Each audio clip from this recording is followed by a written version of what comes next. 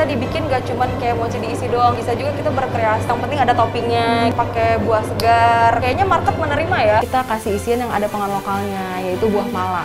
Gitu, sama ada nanas Bogor. Dulu cuma jadi manisan aja, kita coba inovasi deh jadi isian. Bikin deh ketika kita udah mulai bekerja sama dengan vendor yang lebih besar, belum belajar sama yang namanya kontrak, ternyata udah 3 bulan jalan, blast ditinggal gitu.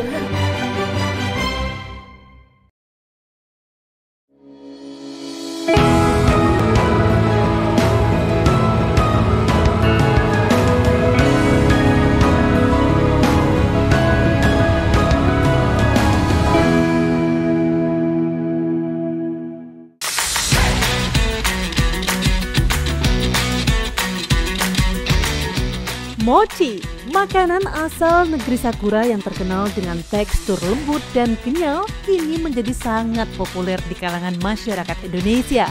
Rasanya yang manis membuat panganan ini banyak digemari dari anak-anak hingga dewasa. Dengan harga yang terjangkau dan beragam varian rasa, membuat kudapan ini memiliki pasar yang sangat menjanjikan loh pemirsa. Pemirsa, siapa sih yang gak kenal mochi? Makanan Jepang yang punya tekstur kenyal tentunya banyak sekali dijumpai di Indonesia.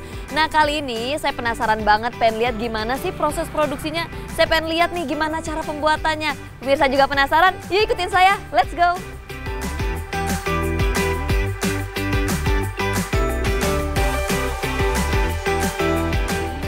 Halo Kak. Halo Kak. Ini mochinya ya? Mau dicoba? Kesukaan aku banget.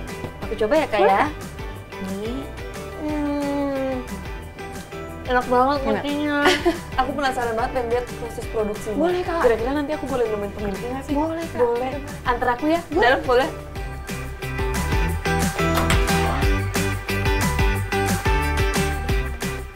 Oh iya. Halo Ibu. Halo. Perkenalkan saya Syahda dari Mimpi Itu Nyata TV One. Oh ya ampun, selamat datang Mbak Syahda, aku Iya. Raina. Iya, tadi aku abis beli mochi, nyobain rasanya enak. Langsung nanya ke kakaknya, pengen ketemu langsung, pengen lihat proses produksinya. Waduh, kebenaran banget ini. Boleh kan ya lihat ya? Boleh. Oke deh, makasih ya kau udah dianterin. Iya, oke siap. Makasih ya, Lanjut Yuni. Kak, silahkan. Iya. Wah, apa aja nih yang harus dipersiapin nih Bu? Jadi Mbak Syahda, sebelum kita masuk nih kita harus pakai APD-nya dulu ya. Soalnya kita APD-nya lagi dulu. produksi. Nah, ini kita pakai apron dulu. Terus nanti mungkin Mbak Syahda pakai ini ya, slayer sama kita pakai masker. Aku pakai masker. Ini Oke. gimana pakai apronnya ya? Ya, langsung aja Oh, pakai. langsung aja. Ya.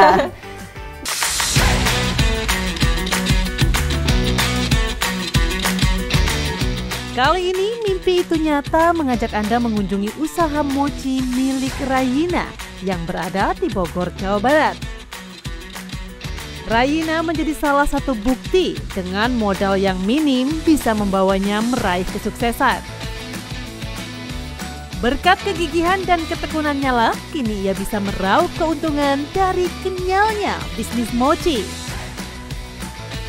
Penasaran kan? Ikuti saya terus ya! Kebetulan nih lagi bikin adonan mochinya.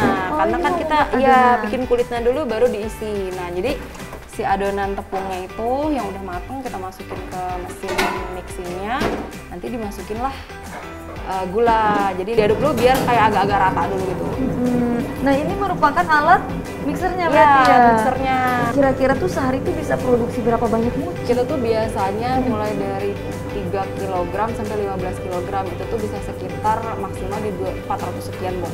Kita satu boxnya isi 12. Aku penasaran banget pengen lihat step-stepnya nih. Oke, ini kita pertama kita halusin dulu tuh si adonan yang tadi, kemudian nanti masuk air gulanya kayak gitu. Nah, ini kita tunggu dulu sekitar 5 menit. Sekitar Nah, 5 menit. Iya, ini kita tuh tadinya nggak pakai ini sebetulnya. Oh, iya. Kalau awal ini mah udah versi sekarang ya Mbak. Udah Kalau versi dulu sekarang. awal nggak sehebat ini gitu. Oh iya, oke. Belum secanggih ini gitu. Adonan yang tercampur ini sebenarnya apa aja sih? Kalau mochi tuh biasa dari tepung ketan. Tepung ketan. Nah, cuman kalau sekarang ya di luar sana modifikasi banyak banget. Nggak cuma tepung ketan, bisa dicampur tepung maizena. Terus tepung ketannya tetap gitu. Itu tuh tergantung ini aja, apa namanya selera kita aja mau yang kayak gimana sih. Kali produksi butuh berapa banyak, berapa kilo tadi ya? Sekitar 3 sampai 15 kg. Tergantung kita mau bikinnya berapa banyak. Menjelang weekend kita pasti produksi lebih banyak tuh. Nah, itu bisa sampai ke 15 kg itu adonannya.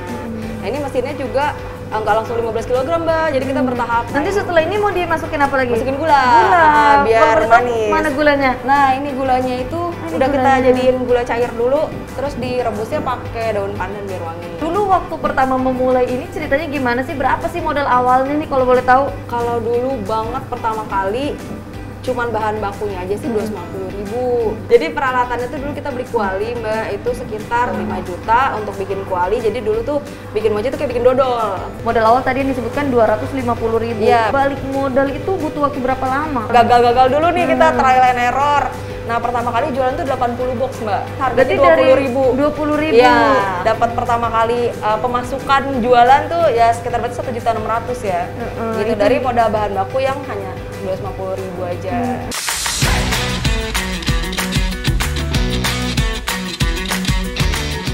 Selain mudah ditiru, tren bisnis mochi ternyata memiliki peluang yang sangat menguntungkan loh pemirsa.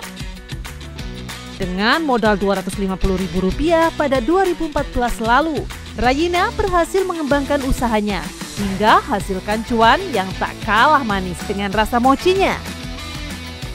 Terbukti, kini ia bisa hasilkan ratusan box mochi dalam sekali produksi. Wah, gimana nggak makin kenyal nih labanya pemirsa?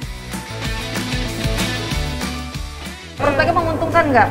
Pastinya menguntungkan karena bisa dibikin gak cuman kayak mochi diisi doang gitu loh, bisa juga kita berkreasi, gak perlu diisi nih, yang penting ada toppingnya kayak gitu-gitu. Terus yang pakai buah segar kayak gitu-gitu, kayaknya market menerima ya. Berarti untuk mengembangkan hal ini berinovasi juga dong ya, ngikutin bagaimana di luar. Tadinya awalnya fokusnya ini ya, bikin mochi yang ditaruh di box isi 12, fokusnya untuk orang-orang yang lagi liburan, lagi jalan-jalan, terus mau bawa oleh-oleh nih gitu. Nah sekarang kan iya ada food, bahkan ada yang jadi topping minuman. Nah itu kita juga bikin R&D-nya Mbak. Kalau diperkirakan keuntungannya sekarang ini estimasi berapa persen? Sekitar 20%-an, 20-30%. Karena kan kita juga pasti ada biaya marketingnya sekarang untuk administrasi dan lain sebagainya. Jadi nggak cuman kayak mikirin bahan baku sama kemasan kayak gitu-gitu sih. Persebarannya juga nanti ke toko-toko lain berarti ya? Jadi nggak cuma tadi kan Mbak udah main tuh ke toko kita. Nah karena kita maunya jadi oleh-oleh, jadi di toko-toko oleh-oleh pun kita titip-titip produknya. Modal 250.000, itu kan tahun 2014. Kalau sekarang itu butuh modal berapa membuat air? Karena kita maksimal di 15 kg ya, dan sekarang udah beda lagi harganya. Jadi kita di sekitar 2.500.000-an. Itu bisa menghasilkan berapa box? Sekitar 450 lah. Dari 450 box, satu boxnya dijual berapa? Tergantung varian nih, jadi ada yang 27.000, ada yang 30.000. Terbayang kan ya berapa keuntungannya? Bisa hitung sendiri aja di rumah ya, luar biasa berarti. Nah ini kayaknya udah selesai nih. Menguntungkan berarti ya. Oh ini udah selesai. Kita matiin dulu ya. Boleh. Ini setelah ini mau diapain lagi prosesnya? Oh ini kalau misalnya dia udah dingin, kita isi. Nah pemirsa, ini sudah melalui proses mau didinginkan dulu ya Mbak Raya. Betul. Nah setelah ini kita akan mencoba melihat dan menengok bagaimana sih variasi mochi. Jangan kemana-mana.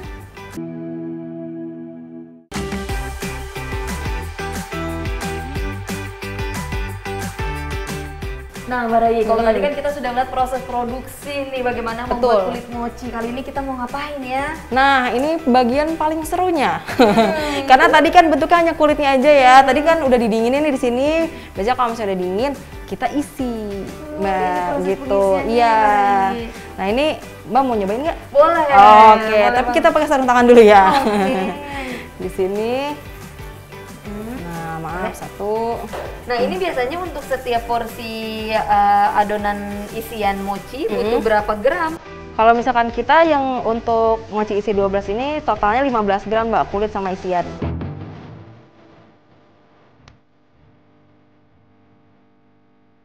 Di tengah persaingan bisnis yang semakin ketat, Rayina berinovasi membuat mochi dengan isian buah-buahan nih pemirsa. Salah satunya buah pala. Buah yang dikenal dengan aroma dan rasanya yang khas membuat variasi dan rasa yang unik pada mochi. Tujuannya menarik minat konsumen yang mencari rasa berbeda dari kebanyakan mochi pada umumnya.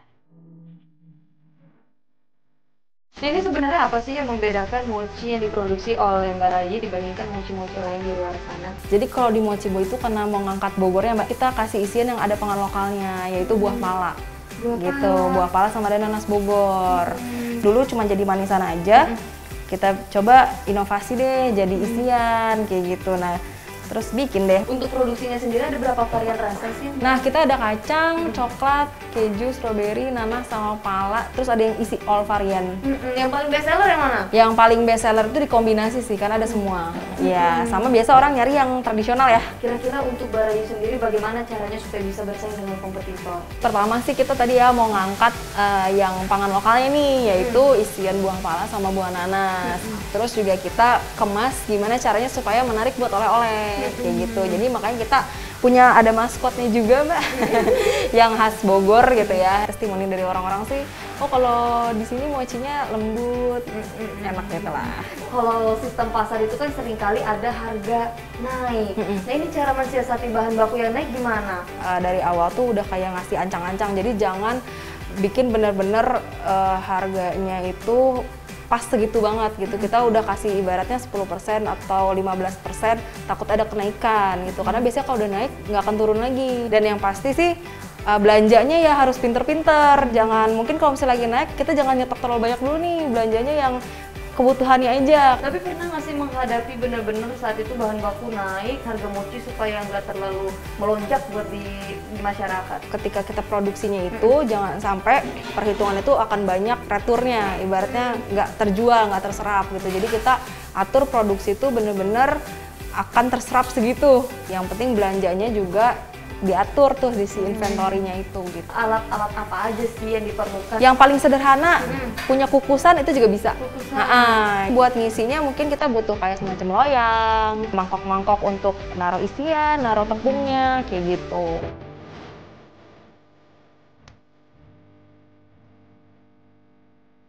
Di era serba digital seperti sekarang, membutuhkan segala sesuatunya lebih cepat. Rayina pun menggunakan sosial media sebagai salah satu dari strategi pemasarannya untuk memperluas jangkauan konsumen ke seluruh wilayah. Ia pun banyak melakukan konsinyasi atau menitipkan produk-produknya ke beberapa offline shop yang tersebar di area Jawa Barat, pemirsa. Kira-kira strategi pemasarannya sendiri bagaimana sih yang bisa dibagikan ke pemirsa? Yang pasti tergantung kita target marketnya siapa gitu. Jadi kita kan jadi produk oleh-oleh nih. Jadi marketnya lebih kepada wisatawan. Jadi orang kalau datang ke Bogor, oh destinasinya kemana aja nih, kayak gitu. Makanya kita sesuai nih market kita biasanya pengennya kayak gimana sih. Oh iya, kita ada Instagramnya, ada TikToknya. Terus kemudian kalau misalkan pemesanan via online bisa chat admin kita. Karena kan mochi itu cuma 4 hari Mbak.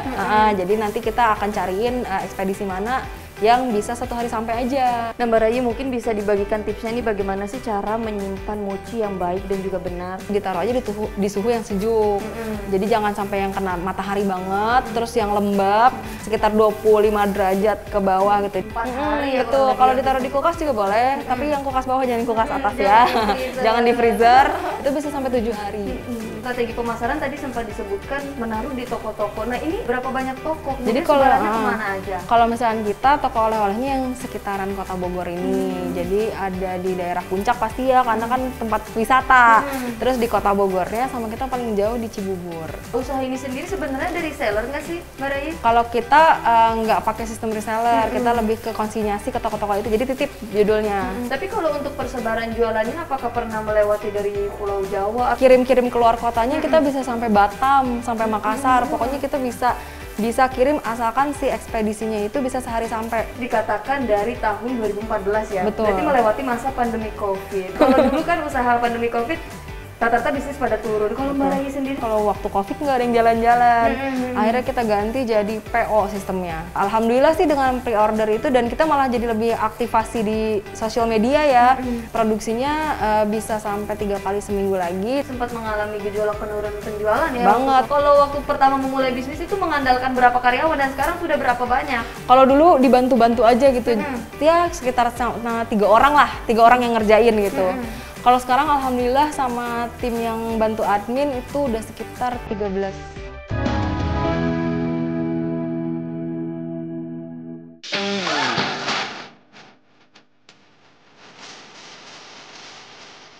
Berawal dari kegemarannya mengkonsumsi mochi hingga melihat potensi bisnis yang makin cuan, Rayina pun mulai melakukan riset dan uji coba resep hingga berhasil mendapatkan rasa dan inovasi yang pas.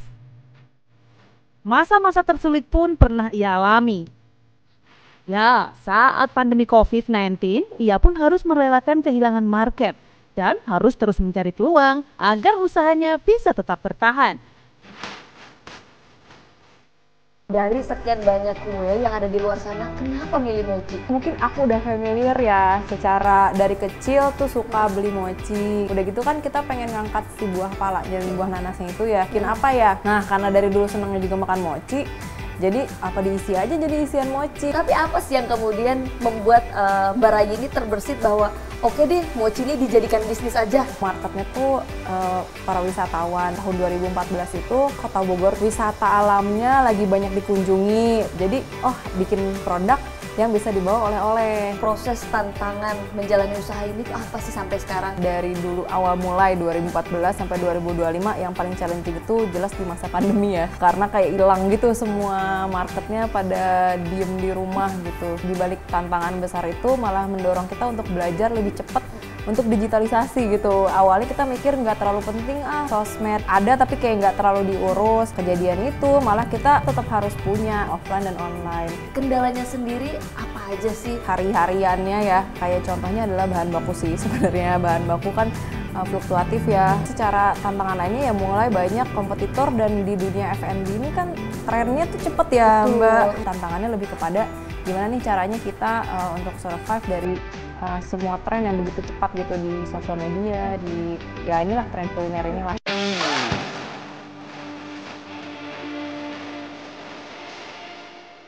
Dalam membangun dan mengembangkan bisnis tak selamanya mudah. Diperlukan komitmen yang tinggi serta kedisiplinan untuk melewati seluruh proses. Kuncinya harus terus fokus dan mau belajar hal-hal baru untuk siap bersaing dan menjadi pesaing ya pemirsa.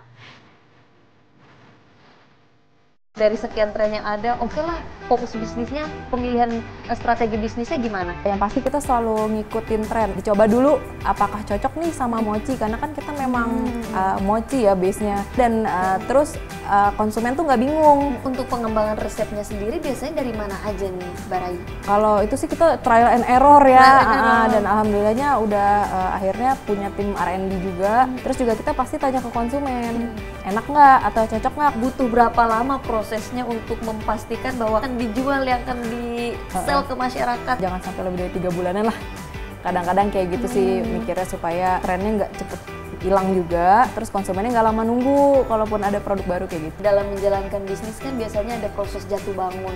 Nah kalau Mbak Rai sendiri bagaimana tuh prosesnya? Di dalam bisnis pasti harus tahu ada resikonya juga gitu, dan kita harus punya mental untuk yang namanya ada kesulitan, yaitu jadi tantangan aja. Apa nih yang harus kita pelajari lagi, apa yang harus kita kembangin lagi. Harus positif, harus bener gitu, jangan hanya menyalahkan keadaan gitu. Pada masa pandemi itu benar-benar masa tersulit ya Mbak Rai? Masa tersulit, karena mungkin kita oleh-oleh ya, jadi orang sangat bergantung pada orang yang berwisata. Kita belajar tentang pengiriman keluar kota. Ada kendala-kendala yang tersulit nggak? Misal seperti ada kegagalan memproduksi. Problemnya, tantangannya kadang-kadang ketika kita udah mulai bekerja sama dengan pihak kedua atau pihak ketiga, belum pernah gitu misalkan sama vendor yang lebih besar, jadi iya aja, belum belajar sama yang namanya kontrak, ternyata udah 3 bulan jalan, blast ditinggal gitu. Akhirnya jadi belajar gitu, oh ternyata kalau misalnya berpartner, bermitra, itu apa aja sih poin-poin yang harus kita lihat gitu. Mungkin bisa dibagikan tipsnya kepada pemirsa di rumah, kira-kira apa sih hal-hal yang diperlukan supaya bisa sebesar Mbak Rai saat ini? Pertama sih adalah ketika kita berbisnis gitu, kita ya harus fokus di situ gitu, karena bisnis sendiri punya resiko yang besar gitu kan. Orang banyak bilang bahwa bisnis yang bertahan hingga 5 tahun itu nggak banyak gitu. Itu menunjukkan bahwa ya berbisnis itu ya harus fokus, banyak yang harus kita pelajari. Kedua ya jangan capek untuk belajar Mbak, selalu punya mindset yang baik ya, mindsetnya bertumbuh gitu. Ketika pilih bisnis tuh ya lihat ada marketnya atau enggak, jangan ikut-ikutan. Kita mau pantun dulu ya Mbak Rai ya? Waduh mantap. Boleh nih. Jangan lupa jawab, cakep, Siap. siap. Pergi ke kota bawa biskuit, cakep. Mampir ke pasar membeli panci, cakep. Kalau mau punya bisnis yang banyak duit, cakep. Yuk kita cobain jualan mochi. Cakep. Terima kasih banyak Mbak Rai. Sama-sama, Semoga Mbak. makin sukses bisnisnya, amin. Terima Mochinya enak banget. Lagi Mbak, dilanjut. Mau.